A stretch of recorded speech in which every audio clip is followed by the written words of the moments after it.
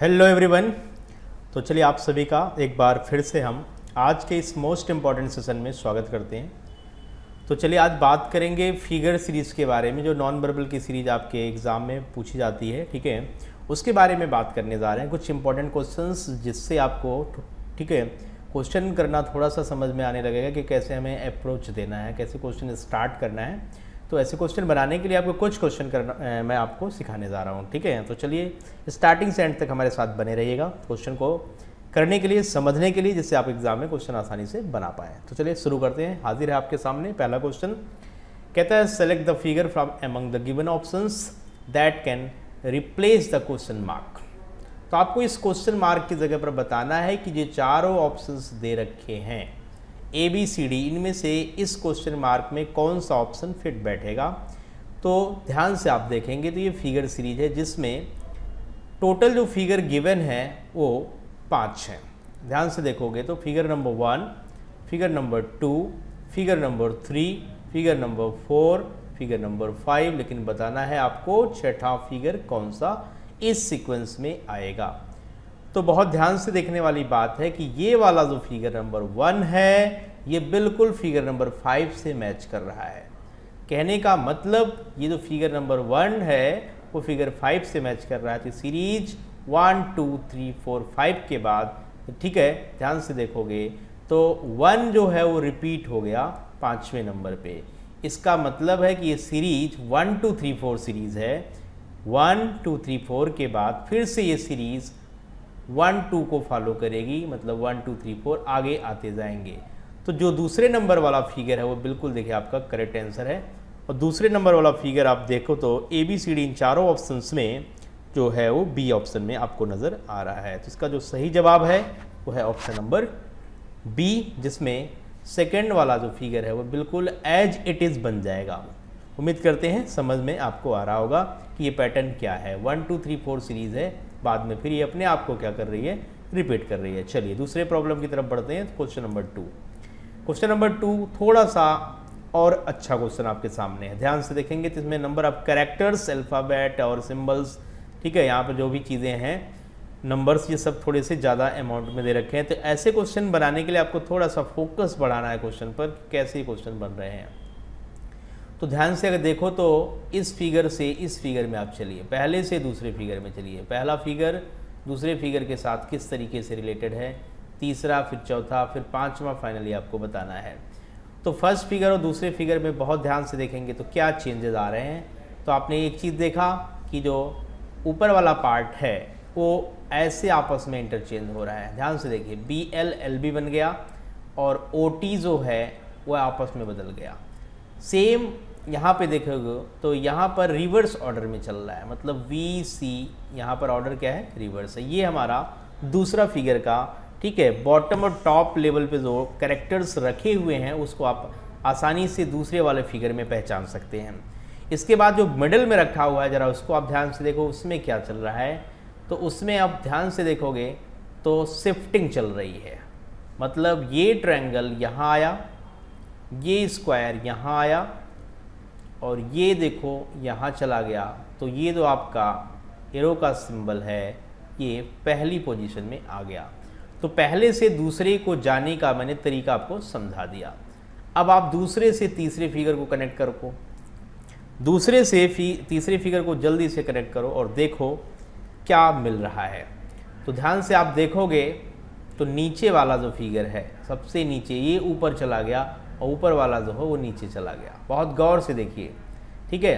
बाकी चीज़ें मिडिल में क्या चेंजेस आ रहे हैं तो मिडिल में आप एक दूसरे को इंटरचेंज करते हुए नज़र आप आ सकते हो। जैसे यहाँ पर ये आपस में इंटरचेंज हो रहे हैं, ये आपस में इंटरचेंज हो रहे हैं। तो वी सी जो है वो देखो सी वी बन गया, ठीक है, और जो इक्वल टू और 8 है वह 8 इक्वल टू बन गया, मतलब आपस में ये इंटरचेंज हो गए ऊपर जाकर। और ऊपर जो एल बी है वो बी एल बन गया और जो टी ओ है वो ओ टी बन गया। इसका मतलब इसके बाद का पैटर्न जरा गौर से देखो, इसके बाद वाला पैटर्न क्या चल रहा है, इसके बाद का पैटर्न है उसको आप गौर से देखो। तो बी एल ओ टी, जो बी एल ओ टी है ना, फिर से वो आपस में क्या है, किस तरीके से बदल रहे हैं। तो इसको आप ढूंढेंगे तो ये रिवर्स ऑर्डर में चल रहा है, मतलब इस वाले कंसेप्ट को ये रिपीट कर रहा है। ठीक है। इसका मतलब जो दूसरे से तीसरे का पैटर्न है जाने का, वो हमारा पैटर्न यहाँ पे लागू होगा और हमारा जवाब आ जाएगा। ठीक है, उम्मीद करते हैं बातें समझ में आपको आ रही होंगी। तो अब हमारा क्वेश्चन मार्क जो होगा वो इसके थ्रू चलेगा। ठीक है, तो कैसे चलेगा अब देखो गौर से, किस तरीके से हम जवाब देंगे। तो फोकस करिए कि किस तरीके से हमारा आंसर आएगा। फटाफट देखिए किस ऑप्शन की तरफ हम जा सकते हैं। मैंने पैटर्न समझा दिया कि पहले से दूसरे में कैसे जा रहे हैं, दूसरे से तीसरे में और तीसरे से चौथे में, तो चौथे से पांचवें में जाने का पैटर्न आपको ढूंढना है। राइट, आई बात समझ, क्लियर हुआ। तो TOLB ध्यान से देखो, तो ये क्या बनेंगे, ये बनेगा OT और BL। OT और BL को ध्यान से आप देखो तो ये पहले ऑप्शन में आपको नज़र आ रहे हैं। इसके बाद ध्यान से आप देखो तो सबसे ऊपर वाला जो फिगर है वो किस तरीके से बदलेगा। तो आपने कहा वह VC है, ये CV बन जाएगा और इक्वल टू 8 है, इक्वल टू 8 है तो 8 इक्वल टू बन जाएगा। तो मतलब ये भी बिल्कुल प्रॉपर सही है। राइट, उसके बाद क्या होगा, इनको आप पहचानोगे तो यह एक दूसरे को क्या कर रहे हैं, आप कहेंगे शिफ्ट कर रहे हैं। क्या कर रहे हैं, शिफ्टिंग इनकी चली जा रही है। तो आपस में ये एक दूसरे को इंटरचेंज करेंगे। तो ये यहाँ आएगा और ये यहाँ आएगा, ये यहाँ जाएगा और ये यहाँ आएगा।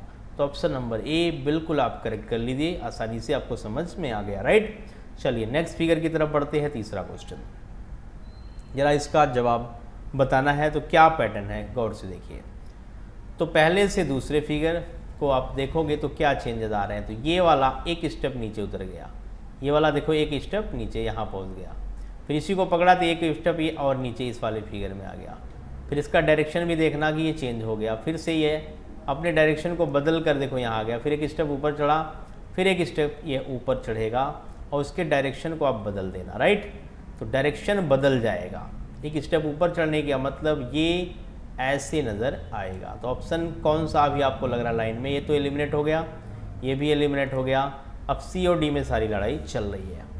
तो ये आपका ऊपर पहुंच गया। राइट, इसके बाद जैसे ये ऊपर जा रहा है ये वाला फिगर नीचे आ जाएगा। राइट, ये वाला देखिए नीचे आएगा तो इसके बीच में आएगा। तो आप इसको सीधा सीधा ऐसे देखेंगे और ये आपका जो है इसका डायरेक्शन बदल कर इस डायरेक्शन में आ जाएगा। तो ऑप्शन नंबर डी बिल्कुल सही जवाब है।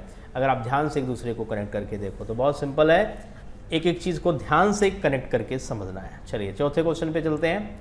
क्वेश्चन नंबर 4 देखिए, बहुत बढ़िया बेहतरीन क्वेश्चन है। तो इसका पैटर्न ढूंढिए, किस तरीके का पैटर्न है। तो पहले से दूसरा, दूसरे से तीसरा, तीसरे से चौथा, चौथे से पांचवा बताना। राइट, तो ध्यान रहे कि U और X देखो यहाँ पर इंटरचेंज हो रहे हैं। इसके बाद ये दोनों यहाँ शिफ्ट हो गए।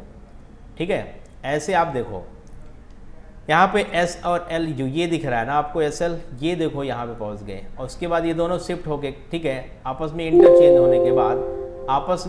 होने के बाद L और S बन गए।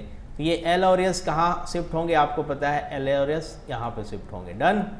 इसके बाद जरा गौर से देखो, ये 9 जो ये दिख रहा है ये कहाँ चला जाएगा, इस कॉर्नर पे, क्योंकि ये 9 यहाँ पहुँच रहा है, क्योंकि S और L अगले स्टेप में देखो यहाँ और यहाँ पे कॉर्नर पे जा रहे हैं। तो A9 यहाँ चला गया, जो यहाँ पे होता है डाटा यहाँ पे। राइट, यहाँ पे देखो ध्यान से, ये है ना, ये यहाँ चला आ रहा है। तो इसका मतलब XU, तो यहाँ पर क्या है, ये 3 और स्क्वायर है, तो ये एड एज इट इज़ नीचे चला आएगा। ठीक है, उसके बाद यहाँ पे स्क्वायर 3 है तो ये 3 स्क्वायर बन रहा है। तो इसमें क्या है, सेम लेवल पे दोनों आ रहे हैं बट ये आपस में इंटरचेंज होती है। जो UX दिख रहा है ना ये बस इंटरचेंज होगा, XU बन जाएगा और जो O स्टार है ना वो स्टार O बन जाएगा।